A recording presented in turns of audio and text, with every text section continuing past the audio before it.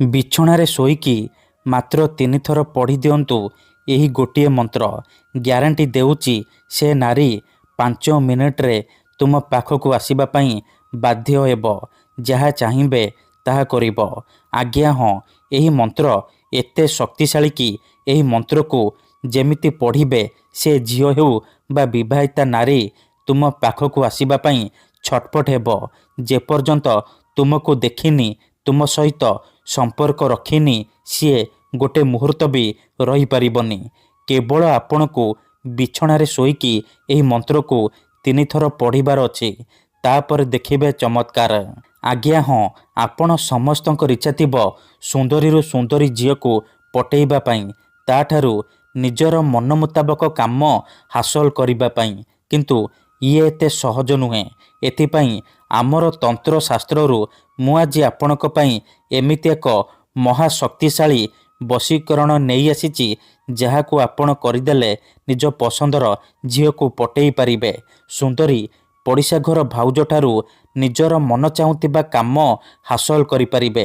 ଏହି ବଶୀକରଣ ଆପଣଙ୍କୁ ସହଜ ଲାଗିବ, କିନ୍ତୁ ଇଏ ପ୍ରଚଣ୍ଡ ମହାଶକ୍ତିଶାଳୀ ବଶୀକରଣ, ଯାହାର ପ୍ରୟୋଗରେ ଆପଣ କେଉଁ ବି ଝିଅ ବା ବିବାହିତା ନାରୀକୁ ଅତି ସହଜରେ ପଟେଇ ପାରିବେ।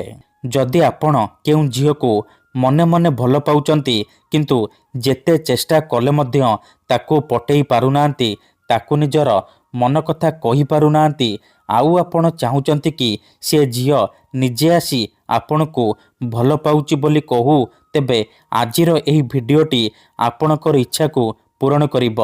କେବଳ ଆପଣଙ୍କୁ ବିଛଣାରେ ଶୋଇକି ଏହି ମନ୍ତ୍ରକୁ 3 ଥର ପଢ଼ିବାର ଅଛି। ଗ୍ୟାରେଣ୍ଟି ଦେଉଛି ଯେଉଁ ଝିଅ ପାଇଁ ବା ନାରୀ ପାଇଁ ଏହି ବଶୀକରଣ କରିବେ, ସିଏ ନିଜେ ଆସିବ ଆପଣଙ୍କ ସହିତ କଥା ହେବ, ଆପଣଙ୍କୁ ଭଲ ପାଉଛି ବୋଲି କହିବ। ନମସ୍କାର ଫ୍ରେଣ୍ଡସ୍, ଓଡ଼ିଆ ଫଣ୍ଡା ଚ୍ୟାନେଲକୁ ଆପଣମାନଙ୍କୁ ସ୍ୱାଗତ। ଏହି ବଶୀକରଣ ସାହାଯ୍ୟରେ ଆପଣ ବର୍ଷ ବର୍ଷ ଧରି ଭାଙ୍ଗି ଯାଇଥିବା ପୁରୁଣା ପ୍ରେମକୁ ଫେରାଇ ଆଣିପାରିବେ। ଶାଶୁ, ନଣନ୍ଦ, ଦିଅର, ଭାଉଜ କାହାକୁ ବି ନିଜ ବଶରେ କରି ତାଠାରୁ ନିଜର ମନ ମୁତାବକ କାମ ହାସଲ କରିପାରିବେ। ଏହି ବଶୀକରଣ କରିବା ପାଇଁ ଆପଣଙ୍କୁ କିଛି ବି କଷ୍ଟ କାମ କରିବାକୁ ପଡ଼ିବନି କିମ୍ବା କୌଣସି ପ୍ରକାର ପଇସା ଖର୍ଚ୍ଚ କରିବାକୁ ପଡ଼ିବନି। ଆପଣ ନିଜ ଘରେ ବସି ବସି ନିଜ ପସନ୍ଦର ସୁନ୍ଦରୀ ଝିଅ ବା ସୁନ୍ଦରୀ ନାରୀକୁ ପଟେଇ ପାରିବେ। ତାଠାରୁ ନିଜର ମନ ମୁତାବକ କାମ ହାସଲ କରିପାରିବେ। ଆପଣଙ୍କୁ କ'ଣ କରିବାକୁ ପଡ଼ିବ? ନିଜ ବିଛଣାରେ ଶୋଇକି ଏହି ମନ୍ତ୍ରକୁ 3 ଥର ପଢ଼ିବାର ଅଛି। ତେବେ ଏହି ବଶୀକରଣ ମନ୍ତ୍ର ଆପଣ କିପରି ପଢ଼ିବେ, କେମିତି ପଢ଼ିବେ, ଏହାର ପ୍ରୟୋଗ ବିଧି କ'ଣ, ମୁଁ ଆପଣଙ୍କୁ ଶିଖେଇବି। ସମ୍ପୂର୍ଣ୍ଣ ପ୍ରୟୋଗ ବିଧି ଠିକ୍ ଭାବରେ ଶିଖେଇବି। ଜାଣିବା ପାଇଁ ଆପଣ ଭିଡ଼ିଓଟିକୁ ମୂଳରୁ ଶେଷ ପର୍ଯ୍ୟନ୍ତ ଧ୍ୟାନ ସହିତ ଦେଖନ୍ତୁ। କାହିଁକି ନା ଅଧାରୁ ଛାଡ଼ିକି ପଳେଇଲେ କିମ୍ବା କାଟି କାଟି ଦେଖିଲେ ଆପଣ କିଛି ବି ବୁଝିପାରିବେନି। ପରେ କମେଣ୍ଟ କରିବେ, ଗୁରୁଜୀ ଆପଣଙ୍କର ବଶୀକରଣ କାମ କରୁନି। ତେଣୁ ଭିଡ଼ିଓଟିକୁ ମୂଳରୁ ଶେଷ ପର୍ଯ୍ୟନ୍ତ ଧ୍ୟାନ ସହିତ ଦେଖନ୍ତୁ। ପ୍ରୟୋଗ ବିଧି ଠିକ୍ ଭାବରେ ବୁଝନ୍ତୁ, ତାପରେ ଆପଣ ବଶୀକରଣ କରିବା ପାଇଁ ଯିବେ। ଦେଖନ୍ତୁ, ଯେଉଁପରି ଆପଣ ଭଗବାନଙ୍କୁ ମାନୁଛନ୍ତି, ଭଗବାନଙ୍କ ଉପରେ ବିଶ୍ୱାସ ରଖିଛନ୍ତି, ନିଜର ସବୁ ଦୁଃଖ କଷ୍ଟ ଅସୁବିଧା ଭଗବାନଙ୍କୁ ଜଣାଉଛନ୍ତି, ଯଦି ସେ ଅସୁବିଧାର ସମାଧାନ ନ ହେଲା, ତାର ମାନେ ନୁହେଁ କି ଭଗବାନ ନାହାନ୍ତି। ସେହିପରି ମନ୍ତ୍ର ତନ୍ତ୍ର ହୁଏ, ବଶୀକରଣ କାମ କରେ, କିନ୍ତୁ ଏହାକୁ ଆପଣଙ୍କୁ ସିଦ୍ଧ କରିବାକୁ ପଡ଼ିବ।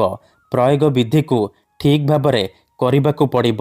ମନ୍ତ୍ର ଠିକ୍ ସେ ଉଚ୍ଚାରଣ କରିବାକୁ ପଡ଼ିବ। ମୁଁ ଆପଣଙ୍କୁ ଯେମିତି ଶିଖେଇବି ଆପଣଙ୍କୁ ଠିକ୍ ସେହିପରି କରିବାକୁ ପଡ଼ିବ।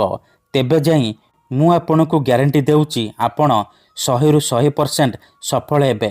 ନିଜ ପସନ୍ଦର କେଉଁ ବି କୁଆଁରୀ ଝିଅ ବା ବିବାହିତା ନାରୀକୁ ପଟେଇ ପାରିବେ। ଯଦି ଗୋଟିଏ ଥରରେ ହେଉନି, ଦ୍ୱିତୀୟ ଥର ଚେଷ୍ଟା କରନ୍ତୁ।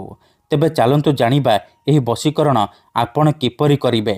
ବିଧିଟି ଜାଣିବା ପୂର୍ବରୁ ଯଦି ଆପଣ ଆମ ଚ୍ୟାନେଲକୁ ପ୍ରଥମ ଥର ଆସିଛନ୍ତି, ତେବେ ଦୟାକରି ଚ୍ୟାନେଲକୁ ସବସ୍କ୍ରାଇବ୍ କରି ପାଖରେ ଥିବା ବେଲ୍ ଆଇକନ୍କୁ ମଧ୍ୟ ଦବାଇ ଦିଅନ୍ତୁ। ମନେ ରଖନ୍ତୁ, ଏହି ବଶୀକରଣ ବିଧିକୁ ଆପଣ କେଉଁ ବି ବାରରେ କରିପାରିବେ, କିନ୍ତୁ ଯେବେ ବି କରିବେ ରାତିରେ ଶୋଇବା ପୂର୍ବରୁ କରିବେ। ନିଜ ବିଛଣାରେ ଶୋଇକି ଏହି ମନ୍ତ୍ରକୁ 3 ଥର ପଢ଼ିବେ। ବିଧିଟି କରିବା ପୂର୍ବରୁ ଭଲ ଭାବରେ ହାତ ଗୋଡ଼ ଧୋଇକି ସଫା ବସ୍ତ୍ର ପିନ୍ଧିକି ଏହି ବଶୀକରଣ ଆରମ୍ଭ କରିବେ। ଠିକ୍ ଅଛି। ପ୍ରଥମେ ଆପଣ କ'ଣ କରିବେ, ଯେତେବେଳେ ରାତିରେ ଶୋଇବା ପାଇଁ ଯିବେ ନିଜ ବିଛଣା ଉପରେ ପୂର୍ବ ଦିଗକୁ ମୁଣ୍ଡ କରିକି ଶୋଇପଡ଼ିବେ। ତାପରେ ନିଜର ଡାହାଣ ହାତକୁ ଛାତି ଉପରେ ରଖିବେ ଆଉ ଆଖି ବନ୍ଦ କରିକି ସେଇ ଝିଅ ବା ନାରୀକୁ ମନରେ ଭାବିବେ। ତାର ମୁହଁକୁ ନିଜ ମନରେ ଭାବିବେ। ତାପରେ ଏହି ମନ୍ତ୍ରକୁ 3 ଥର ପଢ଼ିବେ। ଓମ୍ ନମଃ କାମାକ୍ଷା ଦେବୀ ଆମୁକଂ ମେ ବଶ୍ୟମ୍ କୁରୁ କୁରୁ ଫଟ୍ ସ୍ୱାହା। ଆମୁକଂ ଜାଗାରେ ଆପଣ ସେଇ ଝିଅ ବା ସ୍ତ୍ରୀର ନାମ କହିବେ ଯାହାକୁ ଆପଣ ବଶରେ କରିବାକୁ ଚାହୁଁଛନ୍ତି। ମନ୍ତ୍ରକୁ 3 ଥର ପଢ଼ିବେ। 3 ଥର ମନ୍ତ୍ର ପଢ଼ି ସାରିବା ପରେ ଛାତି ଉପରୁ ହାତକୁ କାଢ଼ିବେ ଆଉ ଛାତିରେ ଗୋଟିଏ ଥର ଫୁଙ୍କିଦେବେ। ଏହିପରି ଲଗାତାର 3 ଦିନ ପର୍ଯ୍ୟନ୍ତ ରାତିରେ ଶୋଇବା ପୂର୍ବରୁ କରିବେ। ଗ୍ୟାରେଣ୍ଟି ଦେଉଛି ଏତିକି କରନ୍ତୁ, ସେ ଝିଅ ବା ନାରୀ ତୁମ ପ୍ରେମରେ ଦିବାନୀ ହେଇଯିବ। ଧନ୍ୟବାଦ।